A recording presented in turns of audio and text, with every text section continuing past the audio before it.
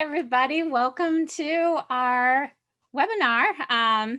We're excited today. We've got Merritt Waldron now, not only home brewer and quality control manager, but now also author of the book Quality Labs for Small Brewers, Building a Foundation for Great Beer.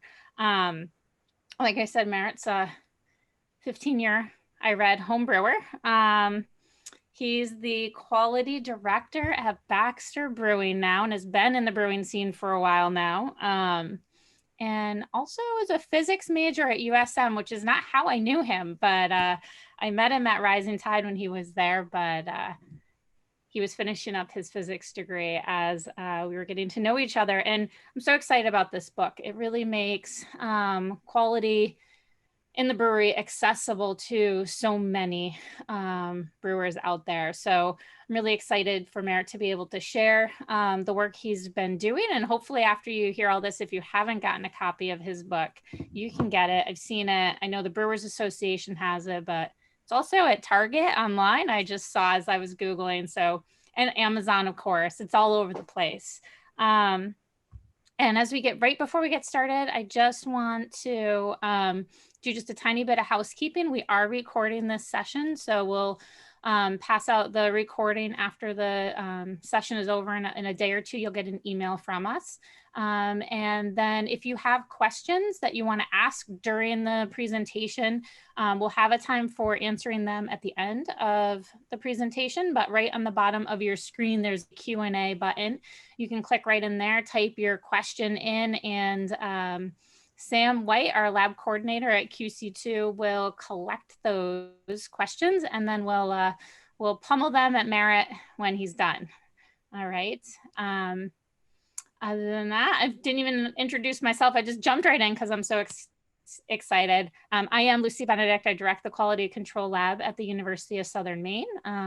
We help support craft brewers with quality testing and education. And I can tell you for certain, as we start with workshops coming up, we will be requiring, I think, Merritt's book, like a required text for any course. This should be required for our workshop. So without further ado, Merritt, I'm gonna pass it along to you.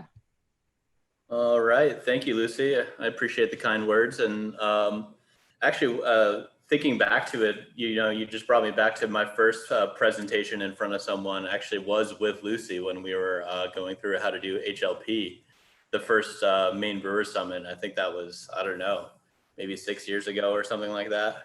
Yep. Yeah, that was a lot of fun. I forgot about that. Yeah, that was a fun one. It was essentially my first presentation. It was like a cooking show, like how to make HLP with Merritt and Lucy. It was pretty fun. But thanks for joining us, guys. I'm super excited to be here. Not only being a USM alum, but QC2 does great things for Maine brewers and brewers all over the place. So if you need some QC testing help, definitely reach out to QC2. So yeah, my presentation, here we go. Quality Labs for Small Brewers. So a little bit about me before I go. Lucy gave you a little bit of the bullet points here. But I started at Rising Tide, and I grew that program from just a little bit under 1,000 barrels to peaking at 4,900 barrels or so.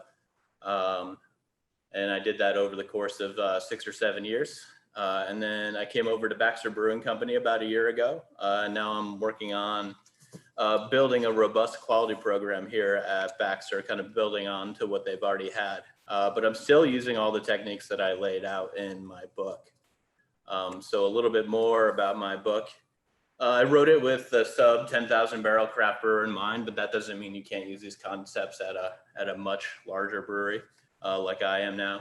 A huge goal of mine was to keep it conversational and just approachable for someone who may not have a science background like myself or Lucy, or they're just into brewing. They want to know a little bit more how to control their brews.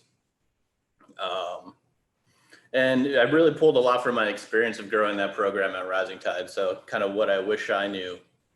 Skipping ahead, what I wish I knew a lot of times when I was at Rising Tide is kind of the fundamental principles behind some of the things that I was measuring. So I make that a huge part of my book. But yeah, it's made in 4 main sections, and you can go through it straight from beginning to end, but you can also, it's a little bit like a field guide where you can kind of skip back and forth and kind of apply the contents to what you're working on at your brewery. So those 4 main sections are building a solid foundation, building your quality system, the measurements, and then getting to work. So under those sections, we have good manufacturing practices. So that's like building your foundation. And I'm only gonna say a couple things because I'm not gonna go too into detail about the good manufacturing practices today. But they are required of you in your brewery under FASMA, Food Safety Modernization Act. We've all heard about it since 2011. So if you're not familiar with the CFR, Title 21, Chapter 110, you should get yourself there. And then if you just need an introduction to that, Brewers Association has a great introduction as well, as I outline it in detail in the text. Quality planning, so kind of I take you through how to, well, not only executing a GMP plan, but how to put together and start a quality plan. I go through that in detail in my text as well. What we'll focus on here in this presentation a little bit, hopefully it'll take me 20 or 30 minutes or so, and then leave plenty of time for questions for you guys, is measurements. So we're going to talk about types of measurements, and I'm going to outline yeast cell counting as one of the top measurements that I would start taking if I was starting my lab from scratch. Then we're going to go into analysis, kind of what to do with some of those numbers. So I'm going to go through a case study so that you can kind of see it. But I cover all these things in detail in my text. So without further ado, we're going to start talking about measurements. And I love that saying, you can't control what you can't measure. So you don't know if you're going 0 miles per hour, 100 miles per hour if you don't have a speedometer. So at my brewery lab, I kind of look at my brewery lab umbrella having kind of 3 parts: physical and chemical measurement, microbiological measurement, and sensory. And as you can see with the smile on my face there, sensory is one of my favorite parts. Love beer. That's why I'm here. And then under those umbrellas, we kind of have a bunch of different kinds of measurements that we could take. So this is just a brief list. I cover all this and more, all these measurements and more in my book. But we'll focus on some of the microbiological measurements, specifically yeast health and so viability and yeast slurry density. Sensory is great. You don't know what to target if you don't have, your brand target. So true to target or true to brand, however you want to identify that within your brewery. And then you kind of take it a step further and start recognizing individual flavor attributes, be diacetyl or isoamyl acetate or whichever you think you should focus on for your brewery. But where I would start was cell counting. So it really is a low cost, high impact measurement. With a microscope and just a couple extra things, you can quantify your yeast health and density. You can control your fermentation outcomes by choosing a pitch rate, which we'll talk about a little bit today. You can better predict your production schedule so you don't have really lagging fermentations that are holding up the works, and saving money, which everybody wants to do. If you're going to repitch your yeast, you could save a ton of money, which is great.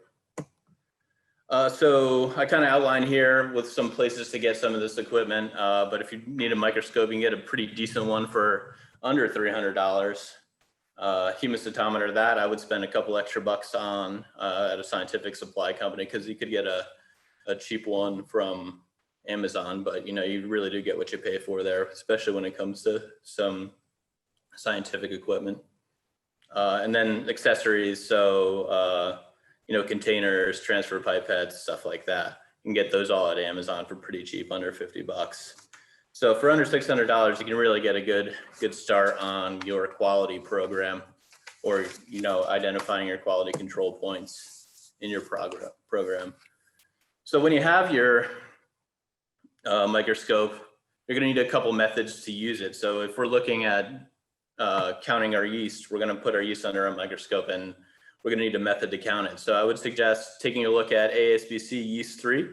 So that's the only validated international method, but there are also some other ways to get around that if you don't have an ASBC subscription. If you have a BA subscription, there's a CBC seminar, ASBC Lab in a Fishbowl, with Rob Christensen, who was actually one of the technical editors of my book.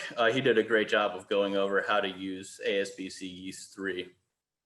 And in my book, I outline kind of taking you step by step through, getting your yeast slurry, diluting it down, and then putting it under the microscope and how to take a look at that.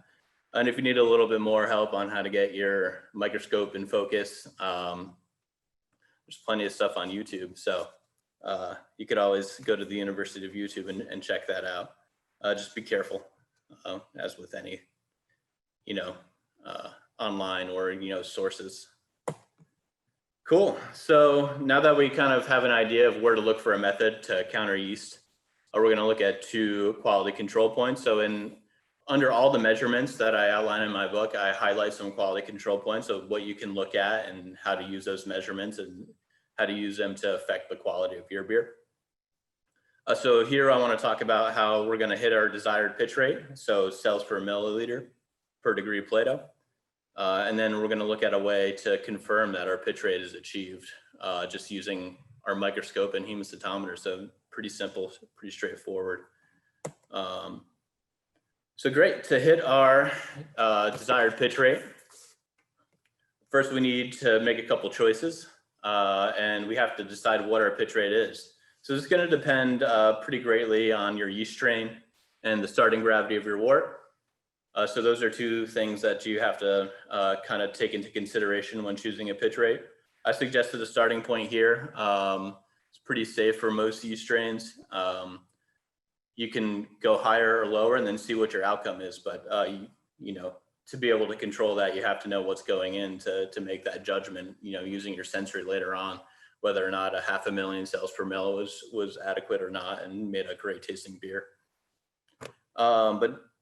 So after you've decided what works best for your yeast strain, or, starting with a starting point and what your starting gravity is, you can multiply the pitch rate by the starting gravity of wort. So in our example here, I'm going to use 13 degrees Plato. So we can determine the cells we need to ferment that wort by multiplying our pitch rate by the degrees Plato, and that's 13 times 10 to the 6th cells per mil. And then we can determine our cell density. So to determine our cell density, what I mean by that is, grabbing your yeast brink or grabbing your yeast source, putting the slurry under the microscope, and then using ASBC Yeast 3 or the method I outline in my text. So once you get that number, it's going to be a number in cells per milliliter. So then you just need to determine how much yeast will get you to your target pitch rate. So I'm going to go over that a little bit more on this slide. So that equation that we're going to use is C1V1 equals CT/VT. So they're all outlined. C1 is our viable cells in yeast slurry. So we obtain that by using ASBC Yeast 3. V1 is going to be our unknown that we're going to solve for. You can see on the example on the right. CT is going to be our pitch rate. So that's what we determined is 13 times 10 to the 6 cells per mil. And then our total volume that we're going to ferment in this example is going to be 15 barrels. So the only thing you need to really know is to make sure you keep your volumes the same unit. So, gallons or barrels to get this math to work out correctly. So solving it, I figured out for my 13 Plato wort that I'm going to need about 3 gallons of yeast slurry that I counted, obtaining my cell density via ASBC Yeast 3. This is usually where I would ask if anybody had any questions, but type them in for Sam and I'll get to them, I swear. All right, so what we're going to do is just pitch that into let's talk about a different quality control point. So now that we know what our yeast slurry is, let's confirm that we can actually hit our target pitch rate. So we're going to use cell counting to pull a sanitary sample from our tank. So we're going to pull a sample from our tank and we're going to put it under our microscope and see what we actually achieved after we knocked out or casted out 15 barrels of wort. So we're going to use the same methods, only using one method. So the ASBC Yeast 3 or the quick craft brewers method that I outlined. And then all you have to do is take that cells per mil and divide by degrees Plato, and you could find out how many cells per mil per degree Plato you have achieved by using the pitch method that I was talking about, C1V1. You could also pitch by weight, which I do also cover in my book. I forgot to say that. But pitching by weight might be easier for some craft brewers, so I outline that as well. But in our case here, we ended up hitting our target pitch rate for our example. Isn't that great? But that's why we made the math easy in this example. Cool. So now that we know that our target pitch rate's hit. And so now that you can measure what you put into your beer, you can start validating that your pitching methods work. So meaning, is the cell count that I'm getting in my yeast slurry actually achieving what I need to get in my tank? So we can then use those measurements to make decisions about our beer. So that's kind of a quick introduction to the methods and how we get there using some pretty easy math and just one measurement, one method, and just one tool with some accessories. So for less than $600, you can get started. Now going to analysis, this is where the work starts. And I'm going to go through this analysis using kind of a case study. So here it goes. So we're brewing, so we're pretty much in the business of controlling variables. We're going to determine what's important to our process. So in my book, I outline how we can plan for quality. So picking and choosing what's important to our process. So what's important to maybe a farmhouse brewer might not be important to a production brewer like myself. We're going to record our measurements. So we're going to come up with a system to collect our data. Then we're going to visualize our data using charts and graphs. Great way to kind of learn more about your beer. We'll set standards, so targets, so a standard pitch rate in this example that I'm going to go through. And then I'm going to recognize opportunities for continuous improvement. So kind of make changes, document their effects, and try to just improve our beer overall. So we'll take a look at some common charts. It might be a while for some people just to go over some things. So we just have an XY scatter chart. So on the left, you can see your Y variable is degrees Plato, and then your X variable is time. So your process over time, it's a great way to look at it using an XY scatter chart. And then a bar chart you could use to compare variables, which is a great way to take a look at, I'll show you in the future. It's a good way to compare two different variables or two different data sets. I'm not going to go over this here, but I wanted to put it in front of everybody. Control charts are also a great way to take a look at your data and kind of how it trends by batch. So in this case, there's a couple different parts. We have our mash pH on the y-axis, and then our batch on the x-axis. We have our mean of measurement. We have an upper control limit, a lower control limit. Then I have a moving range chart over there on the on the bottom. And I go over how to make both these charts in my book, but these are a great way to start controlling your processes once you start doing a lot of measuring. So great, on to our case study. So we're going to say that we've been brewing for a while and just received our microscope and cell counting equipment. You want to determine how much yeast you've been pitching in order to set a pitch rate standard. So you don't really know how much you've been pitching. Maybe you've been going, by the yeast manufacturer's recommendations, or you've been harvesting and pitching a fixed volume, which is what the example says here. The current yeast pitching SOP calls for the brewers to pitch a fixed volume of harvested yeast slurry every brew. So you're pulling just, say one brink or, just one container of yeast, and then that's what you're using to brew the next brew. So you want to figure out what your pitch rate has been. So to do that, we're just going to observe. So before we even count our yeast slurry, we're going to count our yeast cells to kind of determine what the volumes that we've been pitching have been achieving in our wort. So that's the second measurement that I showed you how to do. So just grabbing it straight from the fermenter, putting it under the microscope, dividing by the degrees Plato of the wort, and then we'll figure out how many cells per mil are in our beer. So this is collected data, example data over 6 different brews. On our XY scatter chart, I have our target pitch rate, which I just plotted at 1 million cells per mil. I then in red have the actual pitch rates observed. So I just used that measurement I told you about and I plotted on a graph to kind of see where I am. So it looks like I'm kind of all over the place. So it's just a great way to just start taking 2 variables and putting them on a graph and taking in, into consideration what you're looking at.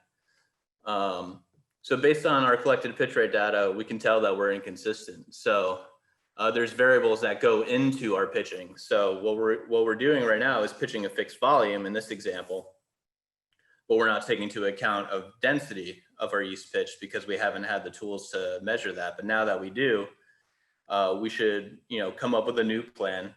And what we're going to do is adjust the pitching method to account for density of our pitch. So what we're going to do is go right back to ASBC Yeastery, grab our cell count, and then target a pitch rate of 1.1 times 10 to the 6 million cells per mil per degree Plato, and try to set that as our desired standard. So that's going to be able to execute this plan is going to take a couple steps. So we take the cell count, I just said that, and then we will use that cell count in the C1V1 equation that I gave you. And then we're going to pitch that amount of yeast, so that volume of yeast to achieve 1 million cells per mil per degree Plato.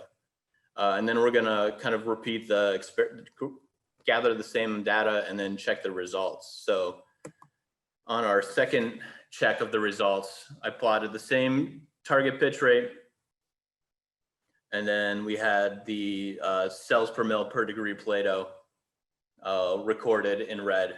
And you can see that we're adjusting the method to account for the density of the pitch. So you can see that we're much closer to our target. So the volume might be different, but the density, we know the density, so we can adjust that volume accordingly.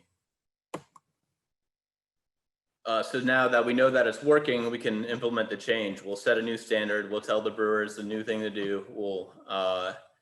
And then we'll essentially change the volume pitch based on the cell count density numbers.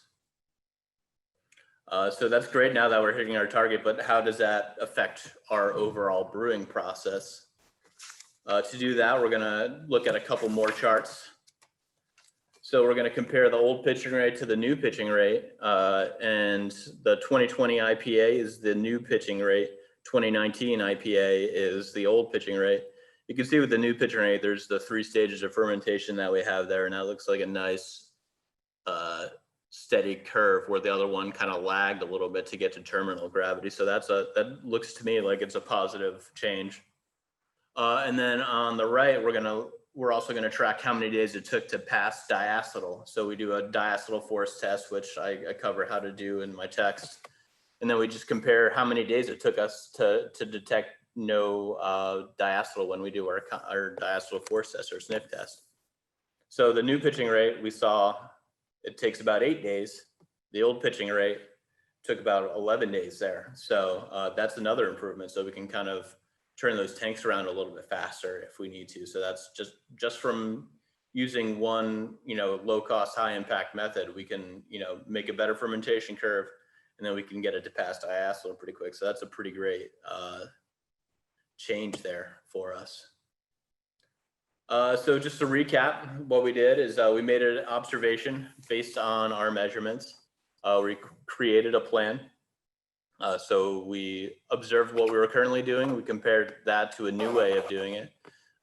We executed it. We checked the results. And then we made a change to our standards, and we trained everybody on the new SOP. So essentially what I just took you through is a plan, do, study, act cycle. So a PDSA cycle. It's a great problem solving tool. You could use it all over the brewery. It doesn't have to be just for yeast pitching. It could be for anything. But you recognize an opportunity to change, you test the change, you analyze the results, and then you take action on what you've learned. And, you can start that cycle again. It's a continuous improvement cycle, essentially. use it all the time in the brewery.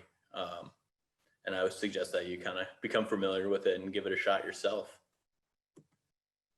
So just to kind of review, it's pretty quick, but kind of review what I cover in my text is good manufacturing practices. So they're required by law. So if you don't know how to get a GMP program rolling, I would suggest picking up a copy and looking, and how we essentially outlined how I executed it in the past two breweries. I've used this at the 20,000 barrel brewery at Baxter Brewing Company, where I am now, to get this done. We'll plan for quality, establish quality guidelines, we'll identify quality control points. So those two quality control points that we looked at in the presentation today, there's hundreds of them around your brewery that you can identify, measure, and then control and improve. And I point out kind of how to look for those measurements. So I cover all the measurements from specific gravity all the way to spectrophotometry in my book. I don't include GC, but that's Lucy's expertise. So likely you won't have that in a craft brewery, but and then I cover how to, these problem solving ways, like the PDSA cycle, how to analyze your data, how to build control charts, and how to do that in your own brewery, just using Excel, or Google Sheets really. But so using free tools or low cost tools, how to get a lot of this powerful quality work done. But yeah, that actually went a little bit quicker than I expected. That is what my book looks like. If you see it on shelves, pick it up. I'd like to open it up to questions now, if we have had any roll through. I know I went through all that pretty quick. Yeah, that was great. We have two questions so far. Oh, three. One just popped in. So the first question was from Neil, and he's curious as to, does the math work with SG instead of Play-Doh? You'll have to convert to Play-Doh, which actually I show a quick way to do that in my book, but there's Play-Doh conversion calculators online. So yeah, I guess the short answer is no, but I would convert it to Play-Doh, which isn't too bad. I think it's dividing by 4, I believe. Okay. SG points, so yeah, there's a couple steps, sorry. Subtracting 1 and then dividing by 4. And then our next question is, how do you know if the yeast is evenly distributed immediately after filling the fermenter? That is a great question. It's something that you're going to have to kind of take a look at over time. But what really matters is, I think, is what kind of yeast is in suspension. Because if it's down at the bottom or if it's up at the top, it's not really doing you any good at that point. Well, that's not entirely true. Sorry. But yeah, it's tough to know. That's a great question. But making sure that you're pulling that same sample consistently from the same spot, maybe 5 or 10 minutes after cast out, or maybe a little bit. There's a lot of movement going on during cast out. I guess it depends on how fast you're going, but just taking that measurement consistently at the same time, I think, is a good way to get consistent results. And it's the best tool we have, right? We don't really have much else to be able to look at. So I would rather take a look at what's going on in our solution than not look at it all, because it's not a perfect measurement. I'm not sure if that makes sense. Yeah, I think that makes sense. It's a great question though. Yeah, there's some good ones coming up. Next really good question is, how can I get the most bang for my buck in a low volume brewery with fewer data points? I'm not sure. I have to ask them to expand, meaning, well, I do outline in the book essentially measurements that you should take based on how your beer is consumed, rather than how many barrels you produce. So that might be a guideline. So a brewery that only serves its beer in a tap room and it never leaves the tap room, not in a growler, not in a can or anything, might want to take different measurements than a brewery that cans their beer, sends it wide. So I mean, if we're looking for basic measurements, I'm talking like specific gravity, pH, cell counting are my three huge ones that I would, budget in for my brewery if I was starting a nano brewery or something smaller, only a couple barrels. I don't know if that answers the question, but if he wants, he can add on to that. But those are the big three that I would do. Yeah, I'd say it's Zafra. If you wanna talk, raise your hand and I'll let you kind of ask your question with more detail, because it's probably hard to type all these in.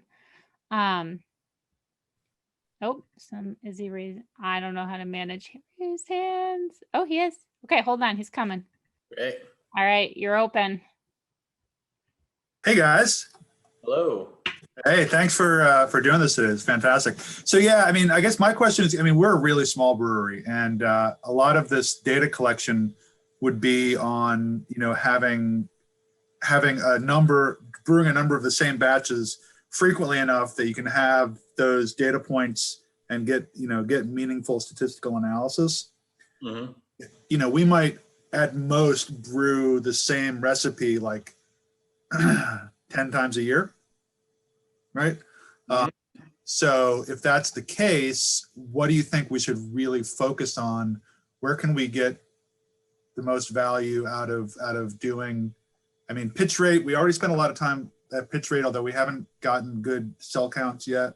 But I'm actually doing the yeast starters and building them up and estimating the density. So that's what our first focus has been on. But I mean, in terms of some of the other analysis data points that you were looking at, what would you say would be the other 2 or 3 or 4 that we should tackle? Yeah. So are you talking mostly on the brewing side of things or fermentation, or I'm not? Well, we're looking at, just kind of building in some steps that are actually taking some measurements, taking pH, potentially taking daily gravities, what are the measurements that we should be taking on what schedule, and at what point in the process. So if we do, we do mash pH, but do we need to be doing, tank pH over time? What are the things to focus on? Yeah, so I think I'm gonna somewhat stick with my answer using those 3 tools, essentially, measuring your specific gravity. So you're gonna wanna know how much sugar you're starting with. So your starting gravity, your final gravity after fermentation. As far as mash, definitely mash pH, but then taking gravities of like your first runnings and your last runnings, also taking the pHs of that, you'll get a sense of how your system kind of works there, trying to figure out where your standards are. And I don't know them all off the top of my head, but they are in the text giving you suggestions on, mash pH standards. I think it's in between. I always aim for 5.4 for my mash pH, but it could be anywhere between 5.2 and 5.6, depending on who you're reading. But yeah, and then, your kettle gravity after boil, which would be your starting gravity, essentially. And then I would take a temperature and pH of my fermenting wort every day. The pH is going to give you an idea of how vital your yeast is. So is it starting to ferment, or is it just, is the pH the same as when I cast it out? That's probably a problem. But then you can kind of get ahead of it and try to get that yeast roused up and fermenting. I'm not sure if that's kind of enough. I'm not sure if you're packaging either, because then. No, we're not packaging. It's all tap room and growler fills. So you say temperature and pH every day, temperature, pH, and gravity, I assume? Yeah. And you can kind of make a fermentation curve, and you can kind of see how your house ale yeast, I'm not sure if you're just using you can get an idea of how each of your yeast strains likes to ferment, and if the pitch rate is adequate for you as well. Cool. Yeah, no, we use a variety of strains depending on the style. Yeah. There's a couple that we use more frequently than others, but there's yeah. So. Yeah, I hope that helps, because it's a loaded question to a quality guy. I'm like, measure everything. Then, Well, we don't really have a good dedicated lab space, but kind of doing the best that we can. I just want to know, what's good to focus on. Yeah, even huge brewery labs started in broom closets, and I found out doing some research. So just start anywhere you can, start with what you can. And then if you can't measure and you need to, ask Lucy. Good advice. Good advice. I still do Cool. Thanks, Merritt. Appreciate it. Thank you.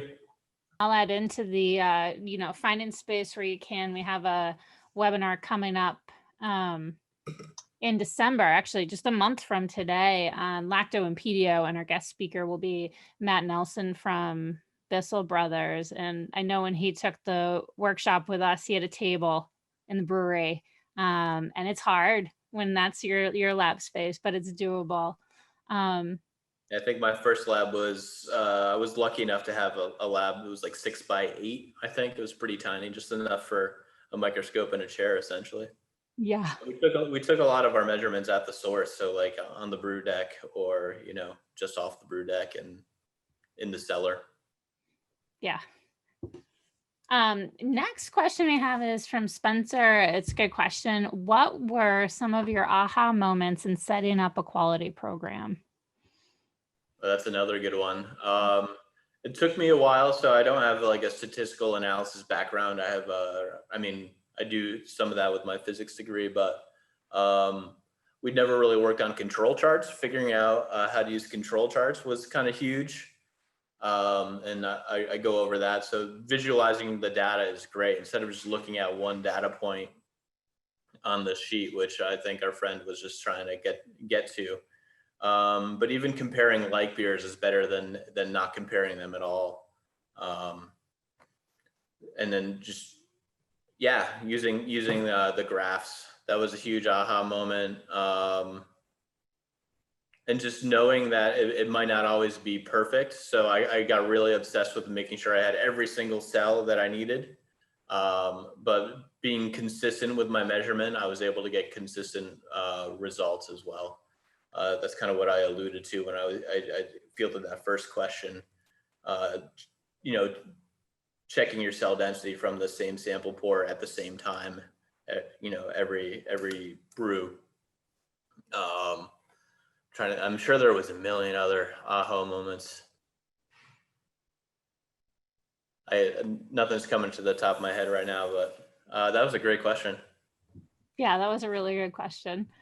Actually, sorry, Lucy. Another one is just leaning on the resources you have. A lot of people have done this before. So leaning on the BA, leaning on the ASBC, leaning on MBAA. So you can apply what even some big, macro breweries have done, which I've done a lot of, leaning on some of the stuff. I mean, pH came out of Carlsberg Brewery, so that's kind of cool to think about a brewing scientist making such a huge contribution to science. Yeah, that's a good point. And if any more pop in your head, just shout them out. Those aha moments, those are good. Yeah. We got another question. I did a dilution test for cell density today, stepping up an order of magnitude until clear. How accurate do you think that is compared to hemocytometer cell counts? Were they using like a spectrophotometer to do that? Or I've never seen this or heard of this method. I think I've heard of some people using a spectrophotometer to estimate cell density. Hell's no is the answer to the spectrophotometer. I've heard of it. I've never tried it myself, but it sounds like Lucy has.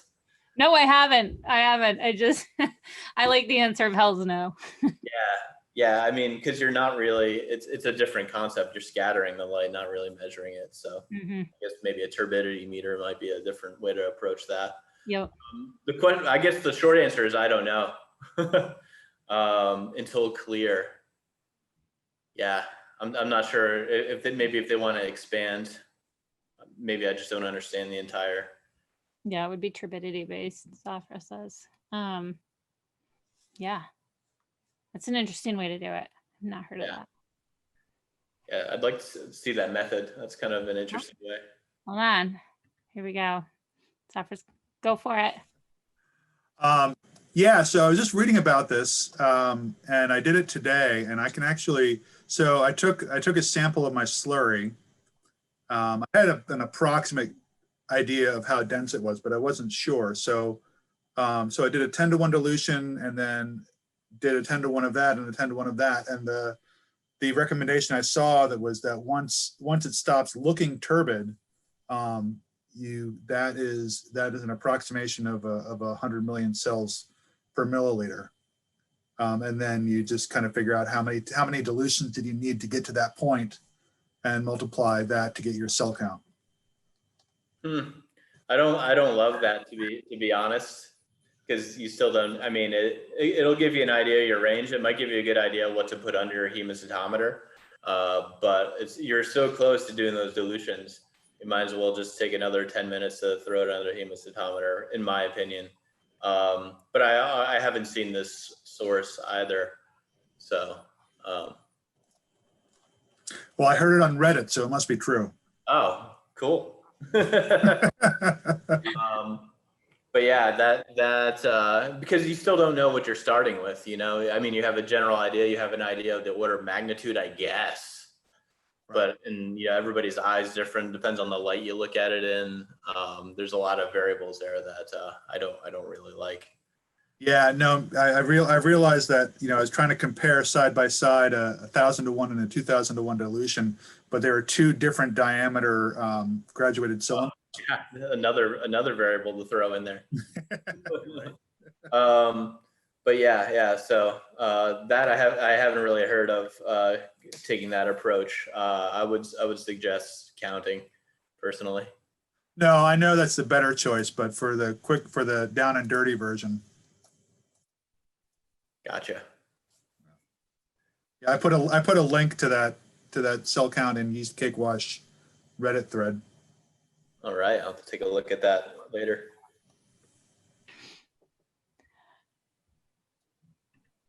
All right, another question that popped up. This is a good one. How can we buy your book with the most profit going to you versus Amazon, etc.? I would guess, right, because I don't have any copies to sell to you directly right now, unfortunately. I would go to Brewers Association myself. Or brewerspublications.org. And I would buy it there, because if it doesn't trickle down to me, it will help out the Brewers Association and help all of us out collectively. That's another big reason why I decided to write the book, because it's going back to those aha moments, like realizing that I could do this on a budget. I mean, I have been lucky to have bosses that really care about quality, but I've never really had a huge budget to get it done.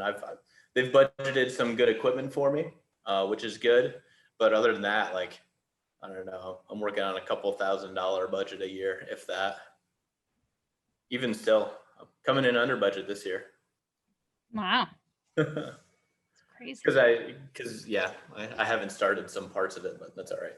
We won't tell anybody else that. I'll just look to the bosses saying I'm under budget. No, spend it quick. That's what I do. Yeah. It's another way to look at it. Mm-hmm. Use it or lose it.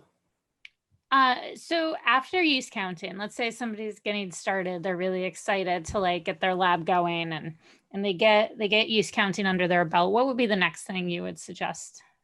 So it all kind of relates to controlling your fermentation. If you want to take just making sure you can reliably hit your final gravity before you package your beer. So something that's kind of plaguing the industry right now is under fermented or slowly fermented beer, re-fermenting in the package and then exploding packages, whether or not it's from diastaticus, but a lot of it I think is under fermented beer getting into a package and then re-fermenting.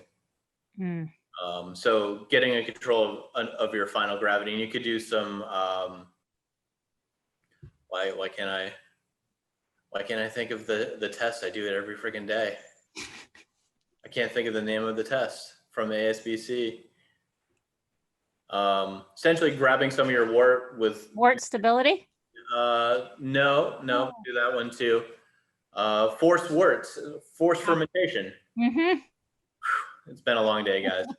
So yeah, forced fermentation tests, they're good. They might be a little bit lower than you would see in your tank, but doing forced fermentations before you package it would be huge to get an idea of where your beer is going to end.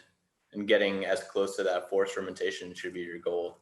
If it's 4 or 5 points off, definitely don't go. Because I think it only takes 1 degree Plato off to produce 2.5 volumes of CO2. So then if you force carbonate your beer to 4 volume or 2.5 volumes, you end up with 5 volumes. And then if that beer gets warm, it's a bomb. It's not good. Yeah. Oh, we got a question. Is that really happening in professional breweries? FFS. I believe so, from what I hear in the trade. Yeah, I think it's really happening. I think if you look at some bottle shops and distributors, they'll tell you that it's really happening. Yeah. Jeez. All right. Anybody else? Any other questions out there? Feel free to raise your hand if you want to shout them out yourself or type them on in the QA. We've still got we got like 10 minutes left. I've got some questions, but I'm sure all of you do too. It's been great. These questions have been awesome. Yeah. We'll keep them coming. Yeah, let's see. Well, since nobody's got a question, I'll selfishly take the time and ask one of mine. I guess one question, I have 2 questions, but the first one I was wondering is, I know it's in your book, but can you just shed a little bit of light? Because this has come up from time to time from brewers who are sending samples into our lab, is identifying critical control points or quality control points to sample from, right? Because it's expensive over time to do a lot of tests, but you really want to be testing where it's most important, right? So I don't know, I guess my question is, how do you identify those? Well, I think a good approach is to take a look at how your beer gets consumed, like if you're putting into a package or not, or if you're just serving it in a tap room and it doesn't really leave your walls, because those are kind of two different ways to approach it.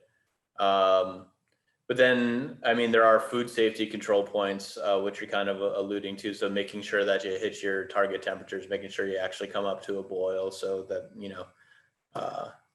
it's, just at your kill step. Geez, that's a pretty broad question, Lucy. But yeah, so I mean, kind of taking an inward look at your process and figuring out what's important to you, what your goals are for your beer, as well as where your beer gets consumed. Those will all inform the control points that you really need to take a look at. Okay. And yeah, testing gets expensive, but doing it regularly is the only way to get good data as well. I mean, one data point doesn't really tell you anything. You need something to compare it to. Nice. Well, that could be a whole other webinar we could do someday. And it got people to ask other questions because they didn't like mine, which is awesome. Just kidding. So I'll go through. We got some good questions coming. First question, I'm not sure if you can answer this, but I'll throw it out there, is what changes would be needed to a food safety plan when switching to brewery only in a tap room to serving food prepared on-site or off-site? So that's not something I can necessarily. It shouldn't really change anything for your beer. You should always it should keep it the same for your beer, but I can't really speak to what it would change for your service license. I think ServSafe is the one that handles the food service part of things. And then another good research source would be in the UMaine system, Jason Bolton. He's kind of the food safety liaison to all of Maine, a free resource. You could email him. Yeah. And he could tell you if it's a very specific food safety question. And also, I don't want to make a poor recommendation at this point for your brewery. No, Jason Bolton would be a great one to contact. about that question. Next question, do you recommend what do you recommend using to measure final gravity? Essentially the best method you have. So likely would be a hydrometer. I use a density meter. I'm lucky enough to have an Anton Par Alex 500 right now. So that's a really nice density meter. But if all you have is a hydrometer, you can use that too. So just make sure you degas the sample, make sure it's the correct temperature, make sure you have a method that you do every single time. So you take the measurement the same way every single time. And that could give you a good idea of where your final gravity is. Yeah, I've heard a lot of people are having really good luck with those handheld density meters. Oh yeah, the DMAs. Yeah, expensive, but yeah, I mean, $3,000 or so, I think. They are, the reason why I opted not to go with that one is because we still use hydrometers in the cellar, but I'll measure my final gravity using a more sensitive method, because you do have a little bit more sample prep when you're using one of those, usually a filter or degassing. And it's great to do in the lab, but if you're just doing it on the brewery floor, make sure you take the time to prep your sample. Yeah. Next question, another really common, so I'm going to start pummeling them at you. What sort of pH drop are you looking for after fermentation begins, and when is the best time to pull the sample after pitching? Okay, so the first part, usually depending on where you cast out, we usually cast out about 5.2. And we're usually dropping down to 4.6 or lower. And that depends on, the makeup of your wort, but those are just very general. So almost a full pH point, which is a lot, but we'll look at that after it's about, 24 hours on your next daily check or something like that. But that'll kind of show you that you're moving in the right direction. And then the second part of that question was, when to? Best time to pull the sample after pitching. Yeah, I'm pulling after my wort is all in, essentially. Or if you're split batching, you can pull it after, say half your batch is in and you think you're going to get some kind of multiplication going on. So as soon as you can, pull it. And then you can just do, depending on what your pitch rate is, you can just divide that in half because you only have half the volume. If that makes sense. Should be twice the amount of cells that you put in there. Nice. Next. Oh, sorry. No, it's okay. Next question. So you've mentioned a very approachable, less than $600 lab setup, which is appreciated. Mm-hmm. What would your next step up setup include, an approximate cost? Oh, definitely a more expensive tabletop pH meter. If you take care of them, they'll last a really long time.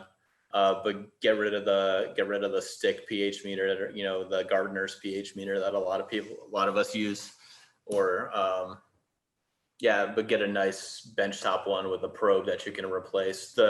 Usually the software or the hardware will last forever. The probes kind of go. I've been lucky enough to have a probe last me 2 or 3 years. If you wash it and keep, it's pretty good. That's pretty good at $100 a pop. But yeah, usually they'll last about a year, maybe a little bit more if you take care of them. So yeah, the pH meter, and then definitely if you're gonna really kick it up, a density meter, something like the DMA or the Alex 500.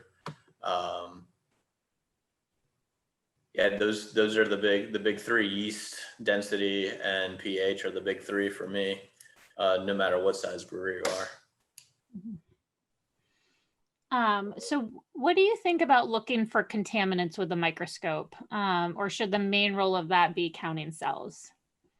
For contaminants, I would do traditional plating media, which I haven't really talked about, but selective and differential media, just kind of a wide screen to try to pick up wild yeast, bacteria, whether it's I really like LMDA. It's kind of a general one that I use. I use LCSM, HLP, and yeah, that's pretty much it. Sometimes I'll use the Farber-Fon diastaticus, but I like the LCSM a little bit better. Cool. Yeah, and just as because I got to throw it in there, a plug, we've got the upcoming webinar on Lactopedia where we'll talk about HLP and how to use it, how to make it, all the good stuff. So I did say HLP, right? you did, yeah. Yeah, that's the first one we started using. That's the one where Lucy and I did the presentation together. Yep. It's pretty easy to get done. Just be careful of the cyclohexamide.